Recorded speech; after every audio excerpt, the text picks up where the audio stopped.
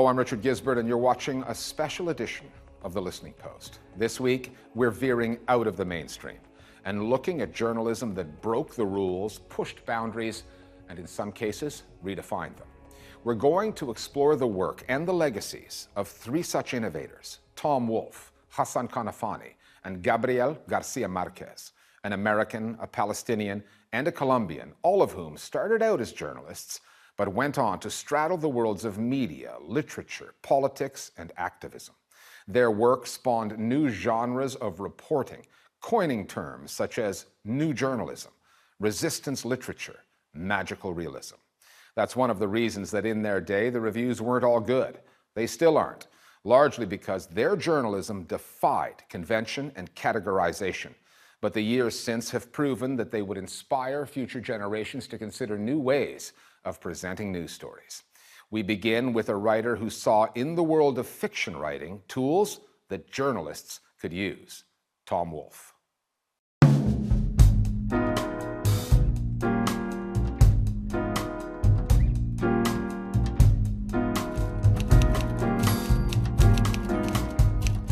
I have no idea who coined the term the new journalism, or even when it was coined.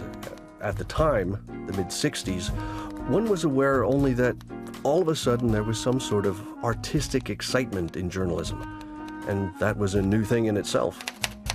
It actually started in Esquire magazine, which was the leading men's magazine of the 50s, and they were declining in circulation because they were getting competition from Playboy and these other men's magazines. So they decided that they would have flashy writing. It was commercial in its initial establishment. It was to try to write about things differently than other people had written about them, but also to write about topics that people had not written about.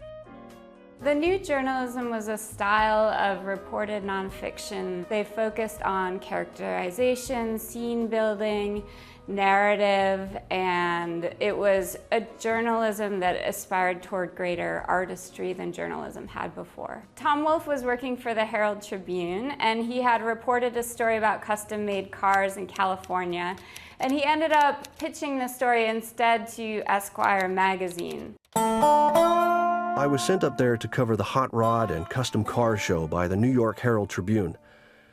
And I brought back exactly the kind of story the somnambulistic totem newspapers in America would have come up with. A totem newspaper is the kind people don't really buy to read, but just to have, physically, because they know it supports their own outlook on life.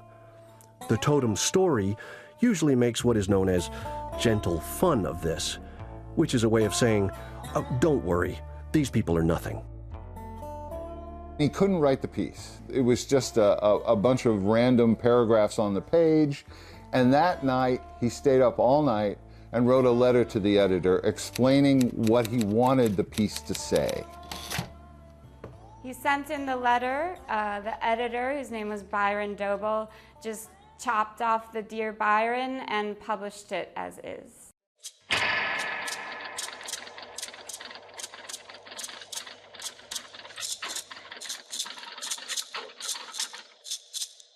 In orthodox newspaper reporting, the voice of the reporter had to sound very authoritative. And here is a special bulletin from the Associated Press.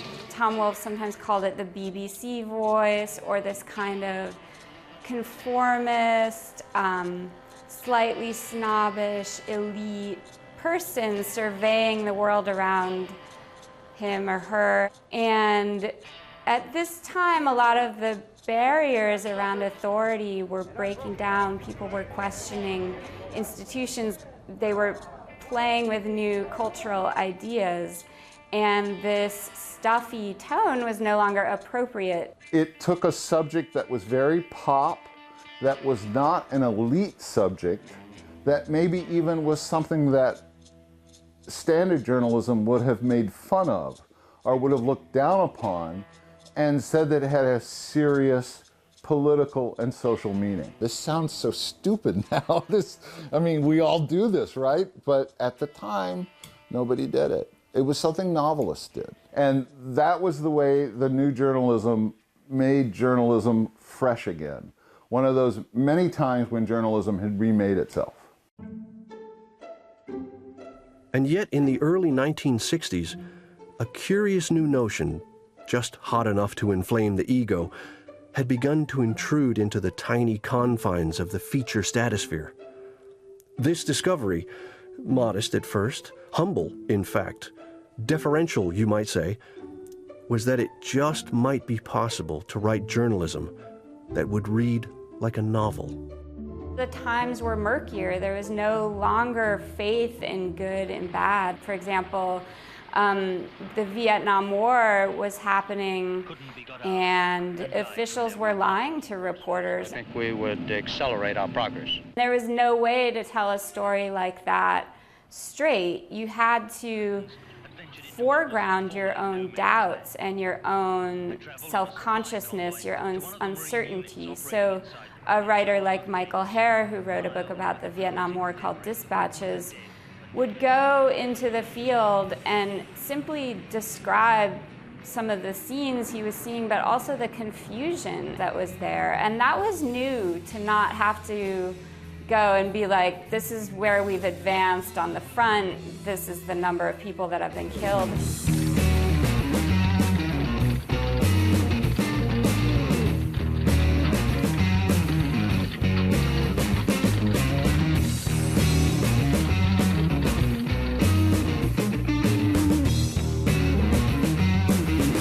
Old line journalists never liked it, you know? It wasn't reliable.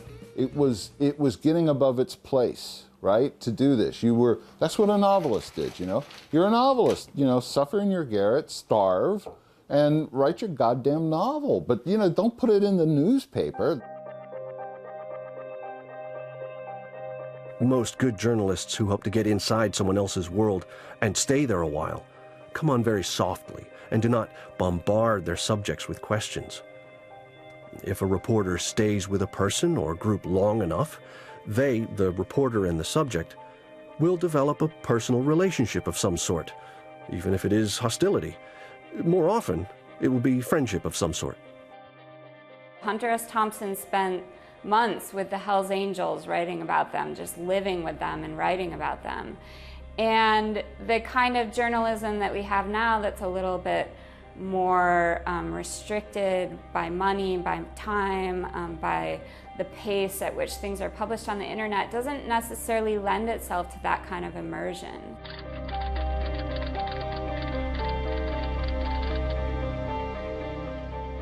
One of the reasons people believed in new journalism was that it convinced you that you were learning through these narrative techniques something inside other people, that you were using a writer's sensitivity to understand what other people believed and felt. To really understand people, you have to go out into the world. You have to go away from cosmopolitan centers into smaller communities, into rural communities, into people who might not be the same class or race or, you know, nationality as you, and try to understand their motivations and their reality.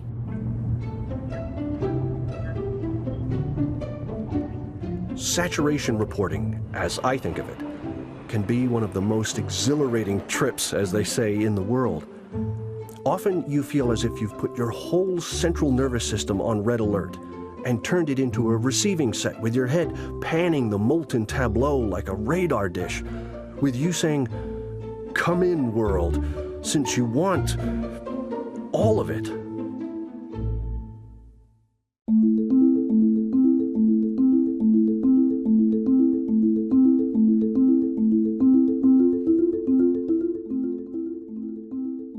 There are some voices, rare ones, that can take a moment in time and give it meaning. Voices of clarity that are themselves not easily defined. Ghassan Kanafani, a writer, artist, journalist, playwright and politico, was one of those people. Surely as the Middle East turmoil keeps away the tourists. A video from 1970, a news report, captures Kanafani in the city where he made his name. In Beirut, a new business has developed. Revolution. Palestinian revolution. He's interviewed by Richard Carlton for Australia's ABC News. The Beirut leader of the Popular Front is Ghassan Kanafani. He was born in Palestine but fled in 1948, as he puts it, from Zionist terror. As the English-speaking spokesman of the Popular Front for the Liberation of Palestine, the PFLP, Kanafani made good TV, but he was by no means an easy interviewee. It does seem that the civil war, has been quite fruitless. It's not a civil war. It's a people defending themselves against a fascist government. It's a moment of great confidence, of clarity of vision, of conviction, and the way Ghassan Kanafani speaks in that clip shows all of this energy that was the hope of the Palestinian revolution. Well, the conflict. It's not a conflict. It's a liberation movement fighting for justice. Well, whatever it might be best called. It's not whatever. Kanafani picks up on a very important word, which for me resonated the strongest, and this is the word whatever. This is exactly where the problem starts. This is a people who is discriminated, is fighting for his rights. This is a story. And this is the narrative that Palestinians unfortunately have not been able to relay to the world. The Palestinian narrative as narrated by Palestinians is not something that the world wants to hear. Why not just talk? Talk to whom? Talk to the Israeli leaders. That's kind of conversation between the sword and the neck, you mean? Ghassan said it in simple and clear language. How are we supposed to have dialogue? You're coming to slaughter me. Put aside the sword so we can have a conversation. They're better that way than dead, though. Maybe to you, but to us, it's not. To us, to liberate our country, to have dignity, to have respect, to have our mere human rights, is something as essential as life itself. In the Arab imagination, Kanafani is remembered for his storytelling, which explored the Palestinian experience, statelessness, separation, and exile. In the West, he was the public face of the leftist PFLP, seen as one of the more radical Palestinian factions. Kanafani was not involved in the armed wing of the PFLP or in the planning of high-profile airplane hijackings that the group became synonymous with.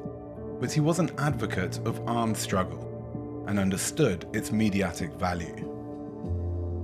If it went quiet, he wrote, no TV network would willingly give any Palestinian a minute of coverage to express themselves.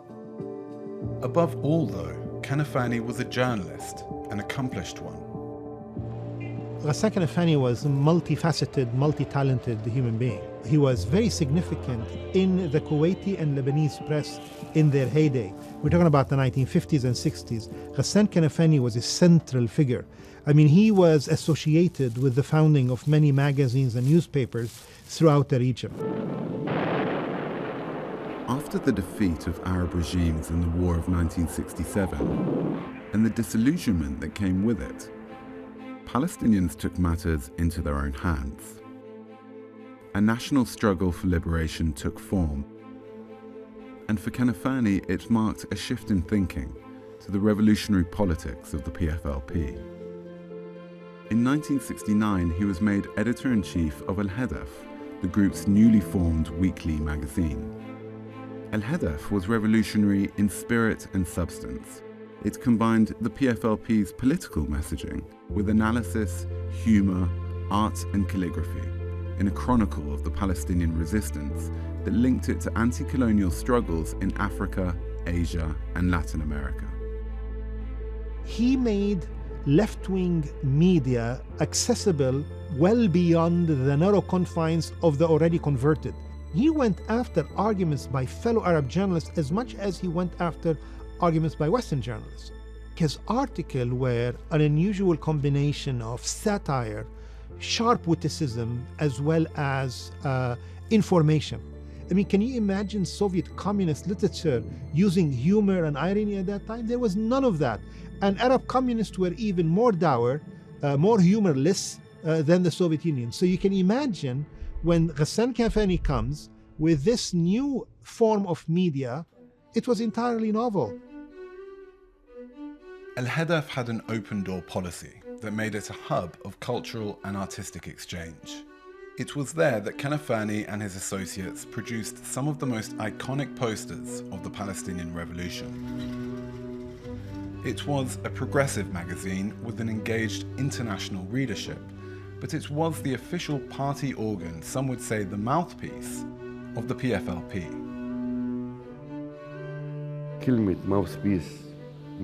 I don't like the term mouthpiece. It's not true. Neither was it propaganda. We were not spreading propaganda. We were trying to get the truth to the people. That was the slogan of Al-Hadaf. It read, "The truth is always revolutionary," which is what Lenin wrote. These truths were the refugee camps or the truth of the Palestinian situation. Al-Hadaf was open to accept all kinds of new ideas. And for this reason, I think the importance of literature and journalism and culture from that era is that it was the founding culture. Kanafani left a distinctive imprint on the Arab cultural and media space. There is his pioneering fictional writing, and then there is this huge body of journalistic work. And when you look at the range of his output, you get the sense perhaps that he knew his time was limited, that he had a target on his back. On the 8th of July 1972, Kanafani and his niece were killed in a car bomb outside his home. He was 36. It was among the first in a series of Israeli assassinations targeting Palestinian leaders and cultural figures. In its obituary of Kanafani, Lebanon's Daily Star said he was a commando who never fired a gun, whose weapon was a ballpoint pen, and his arena, newspaper pages. Israel decided to go after all facets of the Palestinian national movement. Whether they were writers, journalists, combatants, they made no distinction whatsoever. They wanted to extinguish the flame of the Palestinian national movement in all its forms. Ghassan Kanafani has gone through two lives. There was the life that he actually lived on this planet, and there was a second life that he has been living after his death, especially in the last 20 years. His iconic image is almost everywhere. There's so many Facebook pages dedicated to him, Instagram pages. Resistance for him was something that was not necessarily just in action. The heart of resistance could be in the written word, and this voice of hope and aspiration and clarity and conviction we don't have anymore, and that's why this resonates so strongly with us today.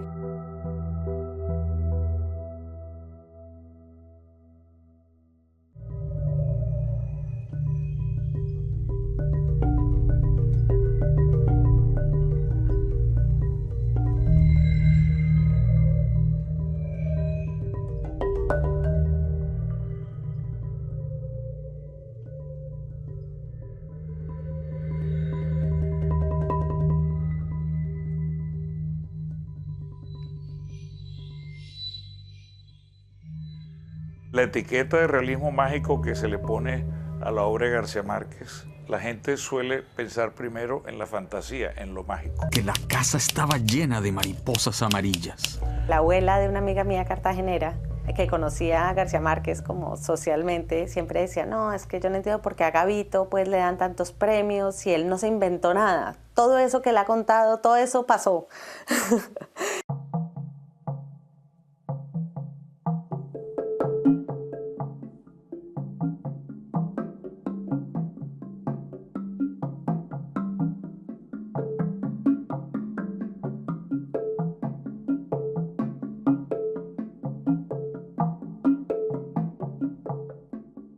A Gabo le piden el favor de que vaya y haga un reportaje en Chocó, porque hay una información según la cual hay una protesta pública de gente en las calles porque no hay suministros de agua ni servicios públicos y la gente está enfurecida.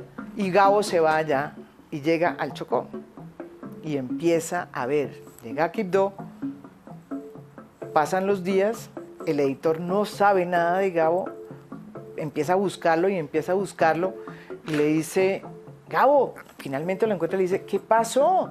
Entonces Gabo le dice, mira, la verdad es que yo llegué aquí, ¿sí? Y no hay protesta, no hay ninguna protesta. Ahora, la situación sí está muy grave, ¿sí? Y entonces, ¿qué hace Gabo? Hace la crónica y la manera como hace la crónica, ¿sí?, produce la protesta, ¿sí? La hermosa y triste canción compuesta por el maestro de escuela de una remota aldea chocuana. Yo tuve la fortuna de estar en un taller de periodismo organizado por la Fundación Nuevo Periodismo en México con Ryszard Kapuscinski y García Márquez, que fue algo así pues como que totalmente soñado. Entramos a discutir esto de que había como unos datos que ellos habían puesto en sus historias que realmente pues no se ajustaban a la realidad. Y para algunos de los periodistas que estábamos en ese taller y pues que teníamos 25 años o 24 años, nos parecía un poquito escandaloso que ellos hubieran inventado cosas. Pero García Márquez tuvo esta frase que a mí nunca se me olvida diciendo como, bueno, si uno para contar la verdad tiene que poner una lagrimita de más, pues ¿qué más da?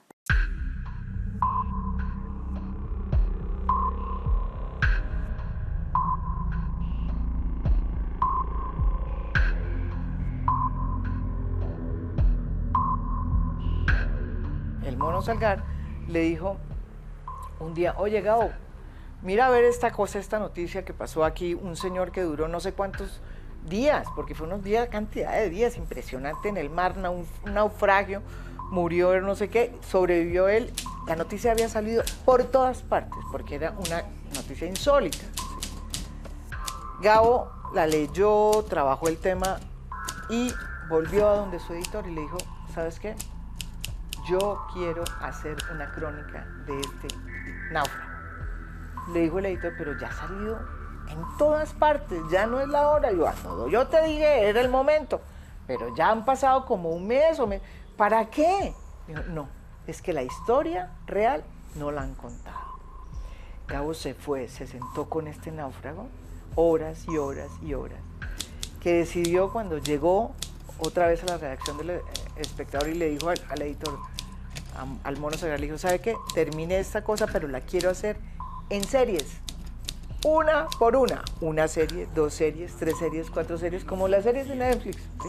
Es verde y era como la corteza de un árbol. Y que empezó a generar una audiencia impresionante. La gente esperaba cada semana el nuevo capítulo de este náufrago. Series como la del náufrago eran realmente unas crónicas periodísticas, casi que literarias, diría yo. Es hermana prima del reportaje, digámoslo así. Pero la crónica tiene color, tiene vida, tiene minuciosas descripciones. Tuve la sensación de que tenía un sabor fresco y un poco amargo. Nosotros los latinoamericanos no somos como los anglosajones, que tenemos unas definiciones muy precisas sobre lo que es realmente. Es una historia contada con todos esos aderezos, ¿sí? Y Gabo las sabía contar.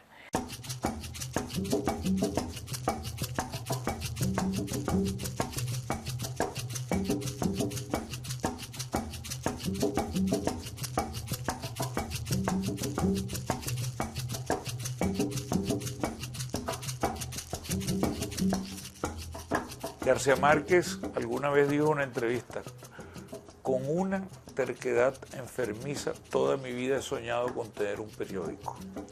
Fue miembro del grupo de la revista Alternativa y de hecho de su propio dinero financió en gran medida ese proyecto periodístico, pero a partir de los 80 quiere tener un medio propio. Entra, sin embargo, a el noticiero QAP con un grupo de amigos, un noticiero de televisión, y luego en los años 90 decide establecer una revista y termina comprando la revista Cambio y crea la fundación, el García Márquez de esta segunda etapa de periodismo, en que ya es un periodista independiente, es un García Márquez que no quiere que se invente nada. Enormes barrios marginales en las ciudades mayores de Chile. Hay toda una generación también de cronistas, es decir, de narradores periodísticos.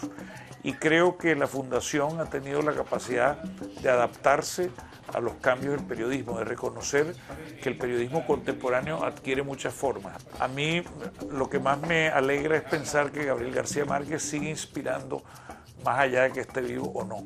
Yo siento que él se volvió un poco como el verdadero biógrafo de Colombia, mucho más que los historiadores, ¿no? A pesar de que él se estaba inventando como un mundo mágico, él logró explicar como el sustrato y como el imaginario colectivo, ¿no? Entonces siento que en esta época tan confusa, tener a alguien que pudiera narrar a ese nivel y le ayudara a uno a entender más allá de la razón qué es lo que sucede, pues creo que sería muy útil, ¿no? Pero no me imagino él cómo lo haría, pero seguro sería increíble.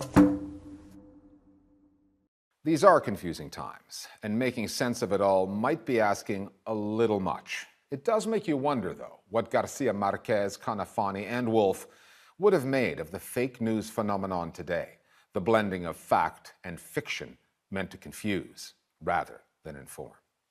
You've been watching a special edition of our program on journalism from off the beaten track. We'll see you next time here at The Listening Post.